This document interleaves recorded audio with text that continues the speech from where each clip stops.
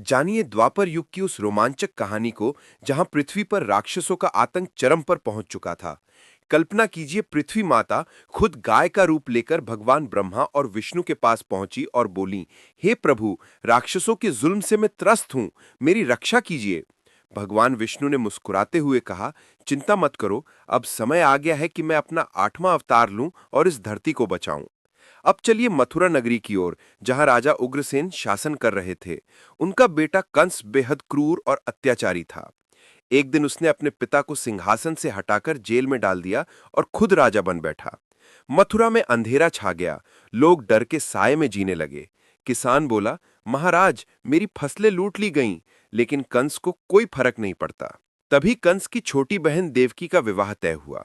देवकी राजा देवक की बेटी थी और कंस की चचेरी बहन। विवाह की तैयारियां जोरों पर थीं। देवकी ने कंस से कहा, भैया, तुम्हारे बिना ये महल सूना हो जाएगा। कंस ने हंसकर जवाब दिया, तुम्हें याद रखूंगा बहन।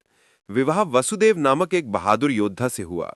कंस इतना प्यार करता था देवकी से कि खुद रथ चलाकर उसे विदा करने चला। रास्ते में दहेज के रूप में सोना, चांदी, गहने सब कुछ साथ था।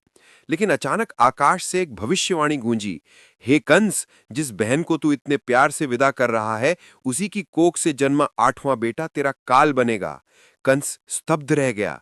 ये कैसे हो सकता है? देवकी का 8वां बेटा मुझे मारेगा? उसने तुरंत वसुदेव पर तलवार तान दी। देवकी रो पड़ी, भैया मत करो, मैं वादा करती हूं, हमारे हर बच्चे को तुम्हें सौंप दूंगी। कंस सहमत हो गया, लेकिन उसने दोनों को मथुरा की काल कोठरी में कैद कर दिया। जेल में वसुदेव और देवकी उदास थे। देवकी बोली, स्वामी, मेरी वजह से आपको ये दुख सहना पड़ रहा है। वसुदेव ने सांत्वना दी, नहीं देवकी, ये सब ईश्वर की लीला है। एक दिन कंस के पापों का अंत होगा। समय बीता, देवकी ने 6 बच्चे जने, लेकिन कंस ने हर बार उन्हें छीनकर मार डाला। वसुदेव चीखते, मेरा बेटा मत मारो, लेकिन कंस निर्दयी था। देवकी बेहोश हो जाती, दिल टूट जाता। लोग कहते, प्रभु कब मिलेगी मुक्ति? अब 7वां बच्चा, लेकिन वो गुप्त रूप से रोहिणी के गर्भ में स्थानांतरित हो गया और 8वें बच्चे का समय आया। कंस का डर बढ़ता गया।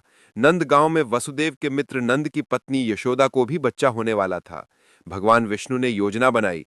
भाद्रपद की कृष्ण पक्ष अष्टमी को रोहिणी नक्षत्र में जेल की कोठरी में चमत्कार हुआ। श्री कृष्ण का जन्म। चारों ओर दिव्य प्रकाश फैल गया। भगवान विष्णु चतुर्भुज रूप में प्रकट हुए, शंख, चक्र, गदा और पद्म लिए। उन्होंने कहा, वसुदेव, मैं तुम्हारे बेटे के रूप में आया हूं, कंस का संहार करने के लिए। मुझे तुरंत नंद के घर ले जाओ और वहां जन्मी कन्या को यहां लाकर कंस को दे दो। वसुदेव ने वैसा ही किया। हथकड़ियां खुद खुल गईं, जेल के दरवाजे खुले, पहरेदार सो गए। बाहर भारी बारिश, लेकिन कृष्ण को टोकरी में लेकर यमुना की ओर चले। यमुना उफन रही थी, लेकिन कृष्ण के चरण स्पर्श से शांत हो गई। वसुदेव नंद के घर पहुंचे, कृष्ण को यशोदा के पास रखा और कन्या, जो कि माया थी, को लेकर लौटे। जेल में सब वैसा ही हो गया। दरवाजे बंद, हथकड़ियां लगी। कन्या के रोने से कंस जागा। सैनिक बोले, महाराज, 8वां बच्चा जन्मा है, लेकिन लड़की। कंस हंसा, कोई फर्क नहीं, इसे भी मार दूंगा। देवकी गिड़गिड़ाई, ये लड़की है, छोड़ दो, लेकिन कंस ने उसे पत्थर पर पटकना चाहा। अचानक कन्या आकाश में उड़ी, देवी रूप धारण किया और बोली, मूर्ख कंस, तुझे मारने वाला तो कब का जन्म ले चुका है और गोकुल पहुंच गया है, कहकर गायब हो गई। कंस गुस्से से पागल हो गया। उसने राक्षसों को भेजा, पूतना, तृणावर्त, बकासुर, लेकिन बालकृष्ण ने अपनी लीला से सबको मार गिराया। बड़ा होकर कृष्ण ने कंस को चुनौती दी, उसे मारकर उग्रसेन को सिंहासन वापस दिलाया। उस दिन से जन्माष्टमी का पर्व पूरे देश में धूमधाम से मनाया जाता है। मथुरा और ब्रज में रास लीलाएं, झांकियां, सब कुछ अद्भुत।